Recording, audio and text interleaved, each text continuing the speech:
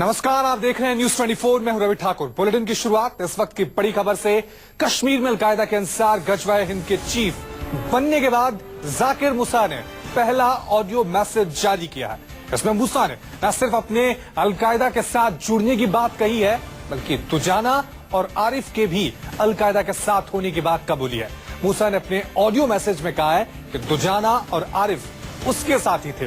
दुजाना और आरिफ दोनों ही अलकायदा के लिए काम करते थे।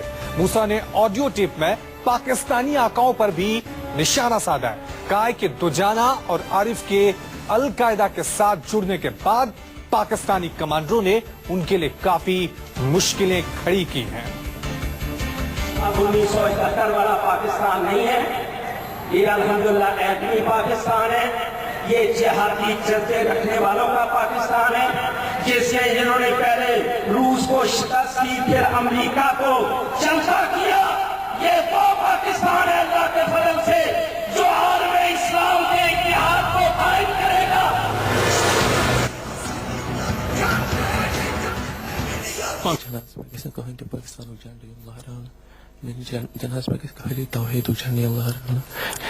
अलकायदा से वाबस्ता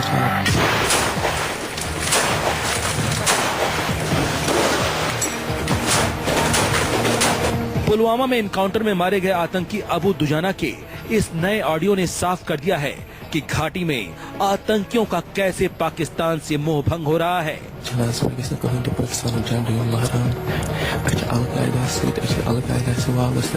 अपनी मौत से पहले अबू दुजाना ने सिर्फ मेजर से ही नहीं बात की थी, बल्कि अपने माँ बाप से भी बातचीत की थी, जिसमें अबू दुजाना ने कई ऐसे खुलासे किए हैं जो सरहद पार बैठे आतंक के आकाओं को कतई पसंद नहीं आएंगे। एक बार और सुनिए अबू दुजाना ने क्या कहा।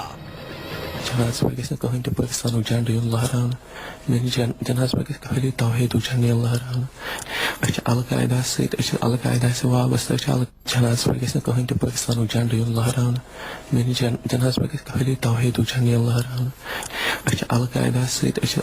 से वाबस्ता अबू दुजाना ने अपने माँ बाप से बातचीत में साफ कहा है कि उसके शव पर पाकिस्तान का झंडा न लगाया जाए।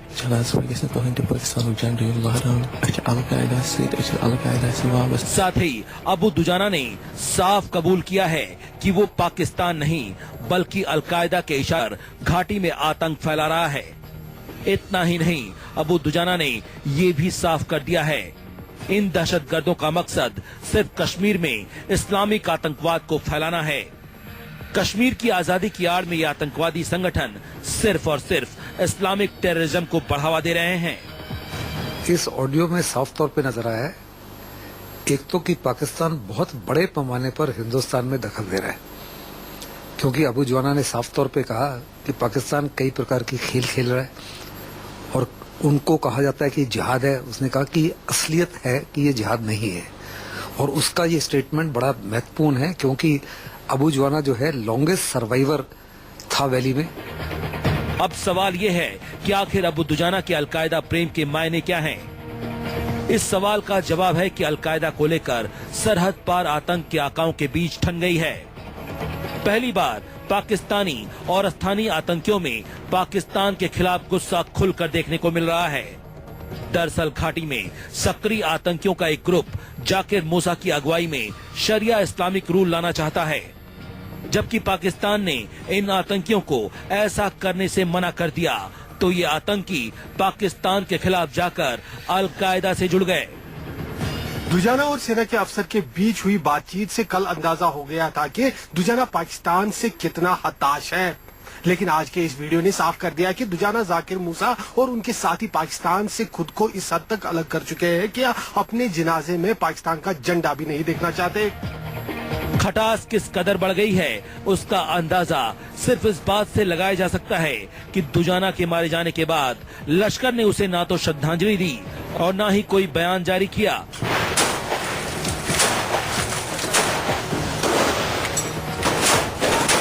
और माँ बाप से बातचीत की ऑडियो टेप में दुजाना की इस बात की तस्दीक भी साफ इशारा कर रही है कि दुजाना अब लश्कर के साथ नहीं बल्कि जाकिर मूसा के जरिए अलकायदा का दामन थाम चुका था going to Pakistan with Jamia Haram.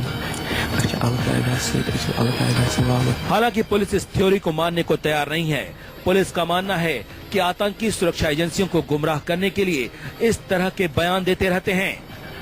वो दुजाना लश्कर का था ना, तो लश्कर ने तो कोई खराज अकीदत वगैरह उसको पेश दिया नहीं उसके हलाक होने के बाद, जबकि सईद सलाउद्दीन ने उसको खराज अकीदत पेश किया।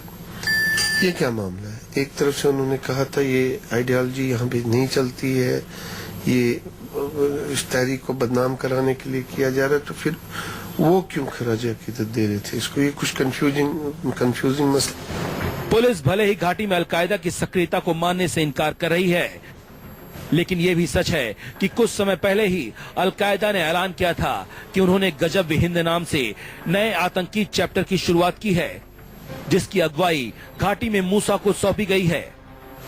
सूत्रों की माने तो इसकी शुरुआत बुरहान वानी के जमाने से ही हो गई थी।